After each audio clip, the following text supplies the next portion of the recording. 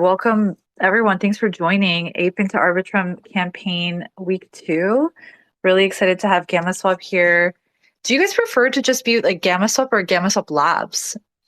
Just Gammaswap is fine. Yeah. Okay, I think we had like a Twitter originally, and then someone lost access, so we just did Gammaswap Labs. But yeah, we're Gammaswap. nice. Okay, good to know. So I guess just to get started, we can jump right into it. I usually like to have like a bit of a intro time, but I know we're running a bit off schedule. So if you could, Devin, just introduce yourself and introduce the project, that'd be a great way to start. Yeah. So hi everyone. Devin, one of the co-founders and leading up operations. So I do a lot of the growth, marketing, some like tokenomics and strategy, and then yeah, I've kind of been involved with crypto since 2016. Uh, just thought Ethereum was the most amazing thing. And thought it was really cool that you could basically program all these applications that are not owned by anyone, and started just doing. There's a lot of inefficiencies in the market, so there were a lot of arbitrageurs take advantage of. Then yeah, worked in Web 2 for a while, and found my way back to Web 3. Now there's so many DeFi applications, infrastructure being built, so it's just nice to see the app layer like growing and the industry growing. And yeah, GammaSwap essentially what we're doing is we're enabling people to short liquidity inside any AMM and any LP pool. And so yeah, why you would want to do that? Well, I think our thesis is that AMMs are a little bit inefficient right now in the sense that LPs expose themselves to impermanent loss. They're essentially like taking a short straddle on the two tokens, but they're being compensated in volume. And although there's some correlation there, it's not super strong. We've done back testing. It's about 50% on average, with some days as low as 10%. So we think a better model is just to compensate LPs for the risks that they're actually taking. So compensate them with fees from people longing volatility. Why someone would want to do that? Well, I think hedgers and speculators would draw that liquidity. So the hedgers, since the exact opposite position, you can basically buy insurance on any LP uh, without an oracle on any token, and then the delta changes. It's dynamic with the actual LP position. So that's why it would be a better way to hedge. And then speculators basically can get call, put, or straddle like exposure on any token, and they're different than a feature in that they don't have delta risk. So like something like GMX, you can get 50x leverage and no slippage, but if the price moves against you, you'll get liquidated. In our platform, if an alt moved 200%, you could get like 10, 15x leverage on that. And if the price moved against you 100%, you'd actually be in profit around 10%. It's around that middle range where there's no volatility that the interest rate could eat up your collateral. So I think if it works out, it'll help hopefully scale, DeFi TVL by an order of magnitude, and then yeah, provide a way to get leverage exposure to totally yeah to the much longer tail of assets, all types of assets essentially in crypto. Yeah, I think that what the top or the point that you just touched on lastly there was the negating delta risk. I thought that part was really interesting about Gamma Swap. And I wanted you to maybe explain that a little bit further, particularly just would like to know maybe in what case. I know you just gave the scenario of when in GMX you would be liquidated versus how that would not be the case with Gamma Swap, but like maybe you can share in what cases then you would get liquidated and Yeah. maybe if that would happen in GMX. Yeah. So there's no free lunch, there's always going to be some type of liquidation, even yeah, or some type of basically loss that can be incurred. So the way it works in Gamma Swap is that the LPs, they'll earn all the yield from the underlying AMM. They'll earn the swap fees minus the impermanent loss. Then they also earn the borrow fees from those longing volatility, either to hedge or to speculate. So they should always be better off than the underlying LP position, unless there's more token incentives being applied to the underlying. LP position and not that much utilization in our pool. And the reason that is because we actually use all the liquidity in the AMM as a counterparty, not the LPs in our platform. So yeah, you have that impermanent loss risk, which you always have in the AMM, but you'll earn some a better risk adjusted yield, hopefully. Now on the other side, yeah, you have these new types of options like calls, but straddles. Those aren't new, but they operate differently than like a future. And so yeah, there's not going to be any like you'll basically to open that position, it's basically kind of like borrowing liquidity. So it's like Aave, we're using a similar interest rate model, but it's more exponential, just to make sure that our platform isn't like over leveraged at the tail ends. Um, but essentially, yeah, so you would open that position, you would choose that call, put, or straddle. Let's say it's an ETH USDC pool. We would tell you what collateral to provide. So a call, it would be ETH, a put USDC, and then a straddle, you would do both tokens, depending on the weight, but both tokens to borrow. And then essentially you would choose your LTV. So you could choose something from like 90 to 97%. 97%, you get more leverage, but you're closer to liquidation. And then something like 90%, you could hold that position for quite a long time. And then when you open that position, essentially you're paying an interest rate based on the utilization and the swap fees that the LPs are earning. So it's more kind of akin to like borrowing, but we don't actually use the price of like the tokens to determine the debt. We use liquidity invariant, which doesn't vary based on delta. So it's just completely novel in the sense that there's no delta risk, and because of that, there's less types of manipulations that you would see in like a normal platform that's relying on Oracle. So we can do these types of loans, these types of leverage exposure, option like positions on any token. That's how we do that. In the back end, what's happening is that we actually withdraw the liquidity. So you would provide that collateral, so the loans over collateralized, and then based on your LTV, that's worth a certain amount of LP tokens. We would redeem those for the underlying tokens. Let's say it's ETH and USDC, and that's your position.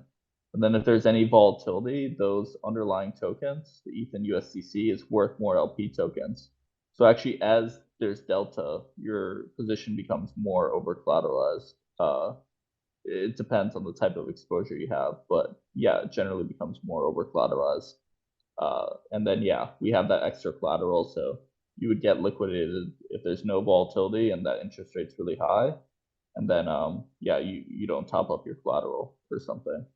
So it's more like a loan in that sense, but it's very unique compared to the normal types of lending platforms that we've seen, and the risks that they can incur in DeFi as well. I see. Yeah, I wanted to know, like, I guess what the difference was between some of the other lending protocols that people might be a bit more familiar with using. But yeah, I think you just answered the question so perfectly. So thank you.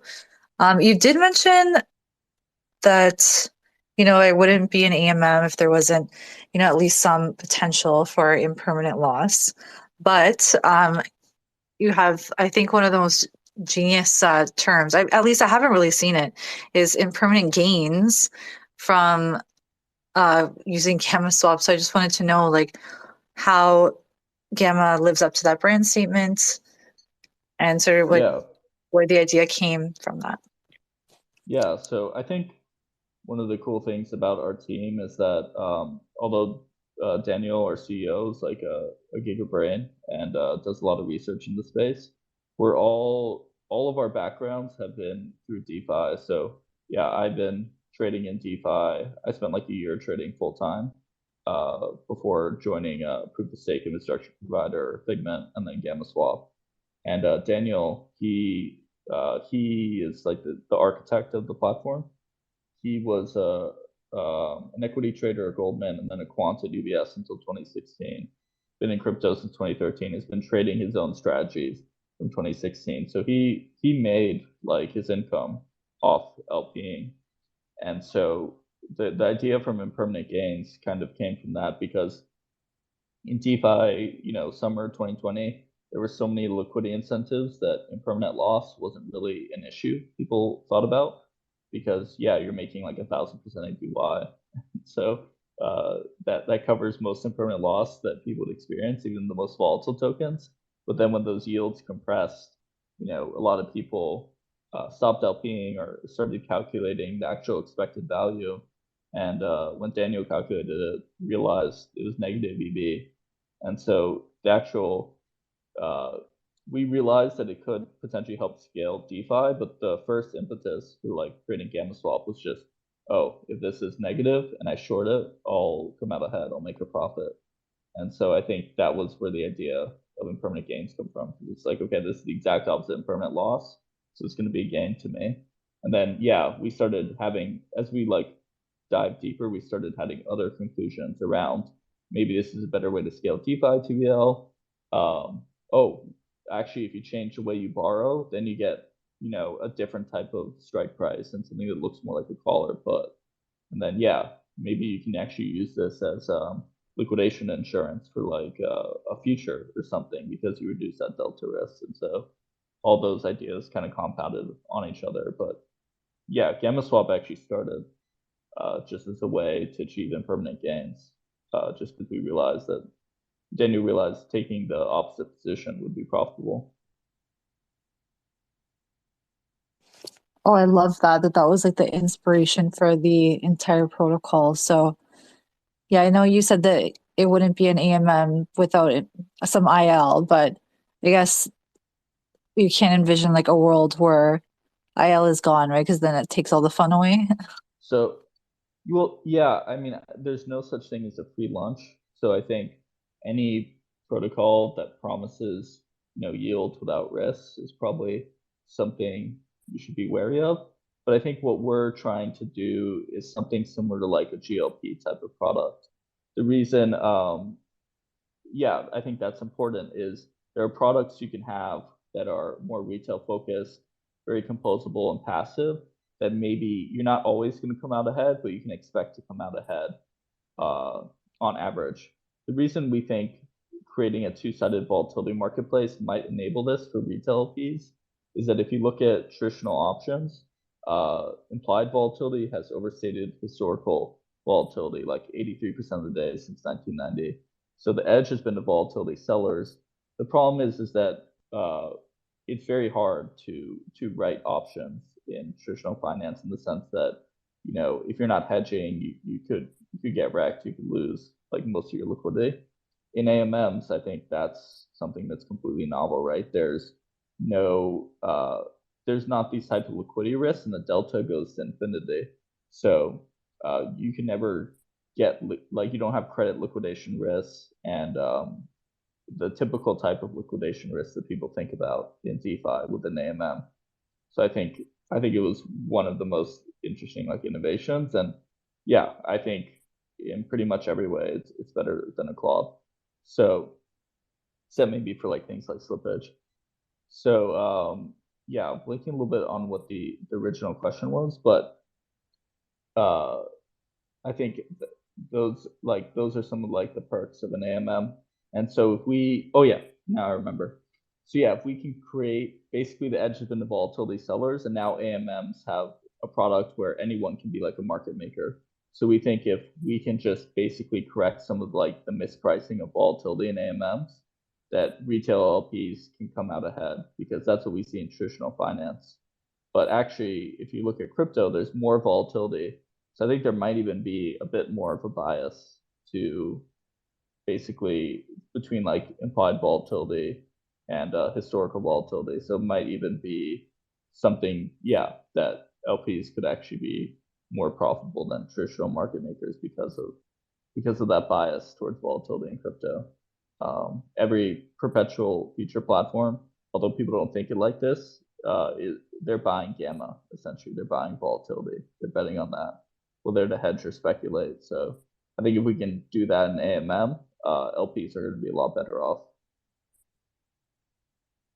Yeah, I'm sure a lot of people hearing you say that feel quite sold then on GammaSwap because if if that's the case, if like we as an LP, and I'm sure everyone here is LP'd in some form or another, if we could, yeah, sort of beat the traditional market makers in terms of gains, like that's really incredible. And I never, again, never heard of anything like this. Very novel idea. And you mentioned DeFi summer, like of course when everything sort of kicked off in back in 2020, and there have been so many sort of DeFi innovations since then. It's been a bit of a trial and error, right, throughout the years. And For yeah, sure. GammaSwap is now like a, yet again like another innovation in terms of infrastructure. But other than just like protocol design, I'm curious how you and the team over at GammaSwap kind of look at the average DeFi user and how they've evolved since then, in terms of, you know, the sky high yields that were just so appealing to everyone, and everyone sort of aped in without even thinking about it. But, you know, people are a lot more savvy. And do you think that if, you know, a protocol can make those promises of like, as you mentioned, like what, 1,000% APY, is that still going to be sort of is that still the standard these days to sort of get bootstrap liquidity and gain notoriety, or do people want more? Yeah, sorry, someone called me during that, so I missed part of it. So the question is, Okay. yeah, the question is, since DeFi summer, like, how has the DeFi users like mentality changed about like different yields and like yeah, how to basically have an edge in DeFi? Yeah, exactly. What do you think that they've evolved to? Because I think a lot of people are more savvy in terms of their awareness of IL. Like, do these, yes, sky high APYs still, is that the go-to for bootstrapping liquidity early on? Or is it like this innovative protocol design? Like, what do you guys think? Yeah, that's a good question.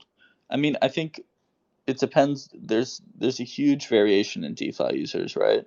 So there's people who started in like 2013, 2016, started in DeFi in like 2020. And so I think it really depends on the maturity of the user and also what they're looking for out of DeFi.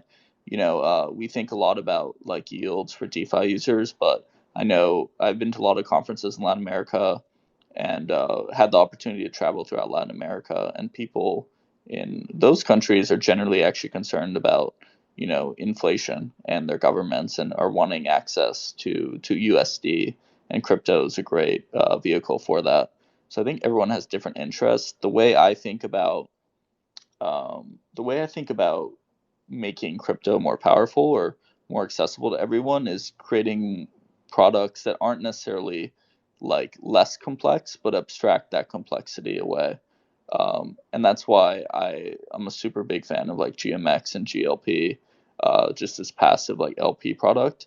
And I think, like I said, concentrated liquidity is kind of like a club in the sense that it's optimized for slippage, but it crowds out retail LPs and makes it less accessible, right? Like even a lot of people I know in DeFi who have been around for a while will sometimes, lose out on like not make a profit in concentrated liquidity, and it's still very hard to understand. So I think we're trying to create a product that has the same mechanism of concentrated liquidity in the sense that as there's more volatility, um, more liquidity is withdrawn out. In concentrated liquidity, the LPs do that, and it's because more people are like out of range. In our platform, it's because hedgers and speculators will do that work for LPs. So I think the future products that we're going to build, because we're starting with this wrap service, but like for our novel AMM, that would be a feeless DEX. We're really just trying to expand the type of people that can use crypto, right? Like reduce the DEX fees. I think infrastructure products are helping reduce the gas fees, and then actually a sustainable and scalable way for LPs to be more retail focused, right? That they don't have to be these super quantitative or DeFi experts or like, absorbing a lot of like toxic flow from institutions or arbitrageurs, because they're being compensated from that volatility risk. So they're being compensated for that LVR and IL risk a little bit better. So I think that's the way I think about DeFi is like, how can we make this bigger, right? How can we get more people here? And I think I think there's a lot of like complex products that are really great for some types of users, but I think we're trying to focus really on bringing in more retail users, and that's how we think about it: is making products that are simpler for LPs, and yeah, on average, hopefully, those LPs will also be better compensated for their risk. Yeah, that is the dream for sure. So I think this is a perfect transition into probably everyone's burning question here is what can we expect of from the mainnet launch? And I just wanted to also open up to the audience. If anyone does have a question for Devin, you can request to be a speaker, and we'll get you on here. But for me, this will be my final question. And yeah, so excited to hear what's down the road. Yeah, great question. So mainnet will be on Uniswap V2, SushiSwap, and Bouncer. We're really working on making our UI a lot more simple. I think that was our biggest takeaway from the testnet was the borrowing was quite complex. So it's going to look a lot like a perpetual future in the sense that you can just choose a call or put or straddle on any token. And then instead of, deciding your leverage, you would decide your LTV, and then yeah, you get a different type of auction exposure, but at least that user interface should hopefully be more intuitive for people based on yeah, like the current kind of DeFi interfaces. And I think they're the way they are for yeah, generally for good reason. I think they're pretty not all, but some of the perpetual future platforms are a little bit more intuitive. So yeah, we'll be launching there, and then we have a bunch of products we want to build if the model works out. I think instead of like focusing on one category, I think we're going to end up taking a strategy that's more like Frax, where we actually touch a lot of different categories in DeFi, and then it's all contributing to our ecosystem, to the GammaSwap ecosystem, and yeah, I think in a lot of ways, it's a good thing, but it's also challenging in the sense that we have a lot of ideas for things we want to build, and just focusing on what will actually have product market fit and what will actually you know help bring like DeFi forward, or be a differentiator in the space is something we think about a lot. So there's going to be a lot of new ideas, that some things that have been thought about before or executed before, but done in a new way through GammaSwap, and some products that people I think could never have imagined existed. There's one product in particular, I think, when we announce it, we're still thinking through the implementation, will be very interesting for a lot of people. So I think that's what gets me most excited about GammaSwap is, yeah, like you were asking, GammaSwap or GammaSwap Labs in the beginning, we're truly like a lab, and we have all these ideas we want to experiment with. Of course, like the hard thing about DeFi is that it's real money, and these contracts are immutable, at least the way we're implementing them. So we have to make sure they're audited and really think through the implementation. But yeah, because the barriers of entry are much lower in DeFi than TradeFi, I think there are a lot of products we can build that are going to be like very interesting, and hopefully fun for people to use. Well, I think the point of this campaign is to ape into Arbitrum now, but I think we might want to ape in more once that incredible announcement comes up. I feel like, Devin, you can't tease us like this. You have to let us know what you're talking about. I can't. Yeah. It's a new type of lending that has never existed before, and that yeah is going to be very interesting for DeFi. So that's the most I can tease right now. Okay, well, yeah, guys, stay tuned.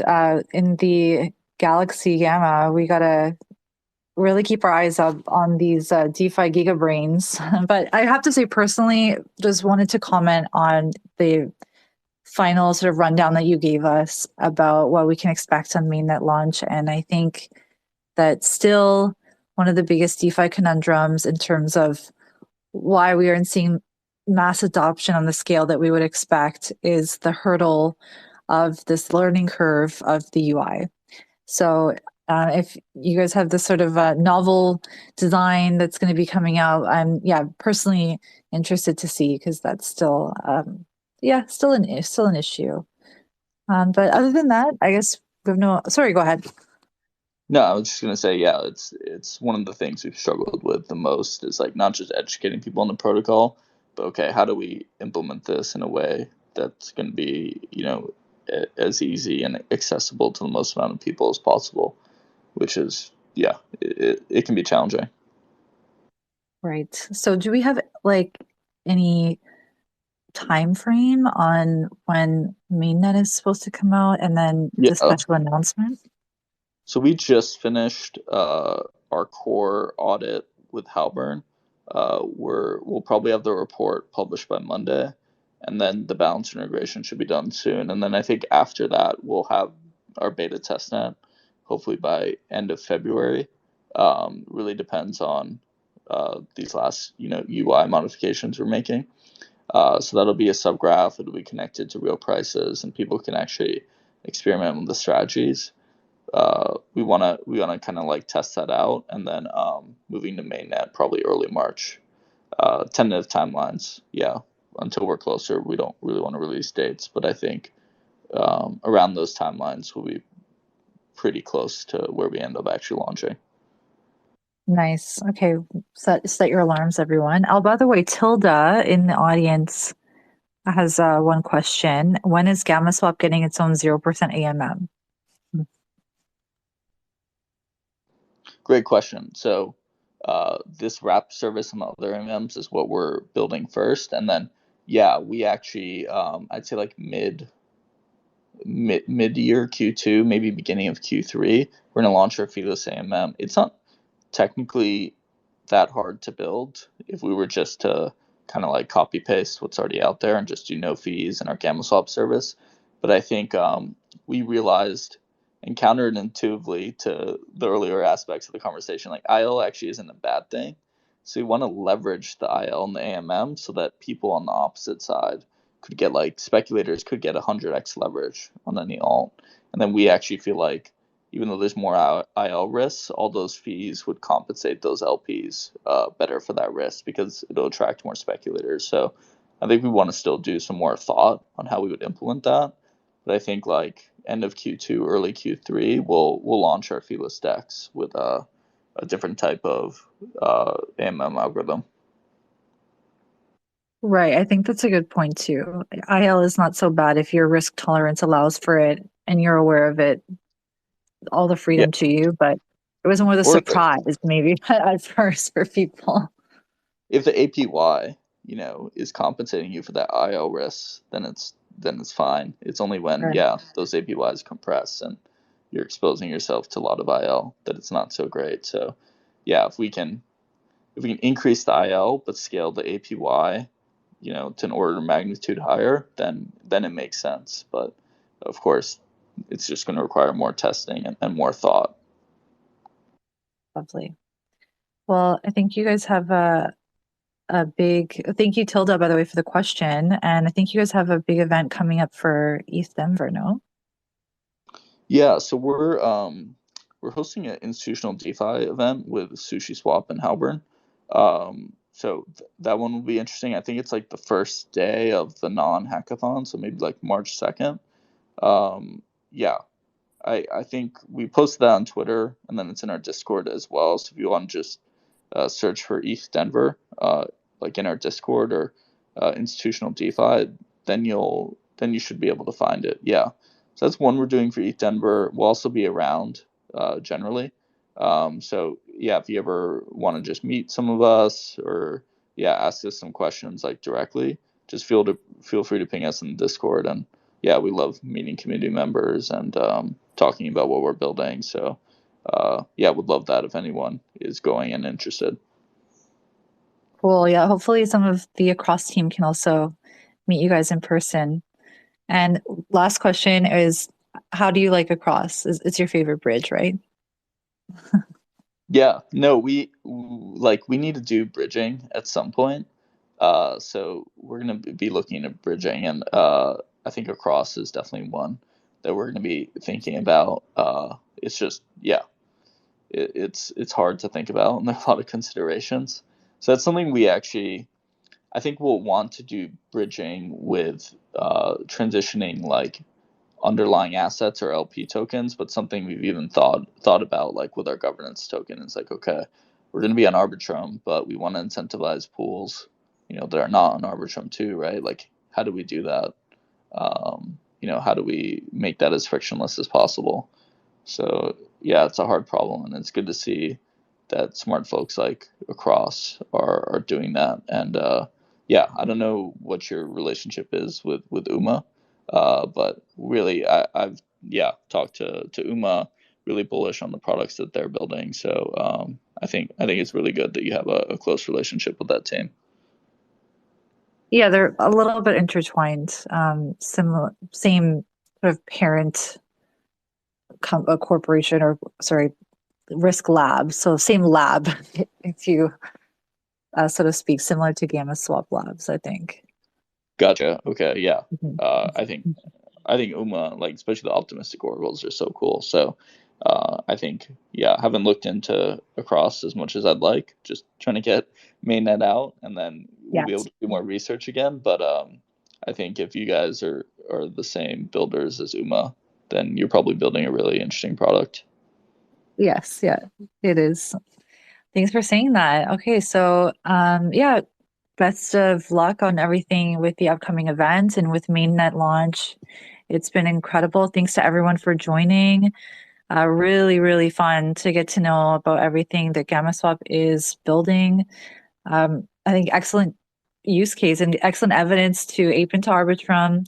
Speaking of which, in like 20 minutes, we're having another Twitter space with FactorDAO, the DeFi factory, the Factorians. So if you guys are around, please join us. And yeah, thank you so much, Devin.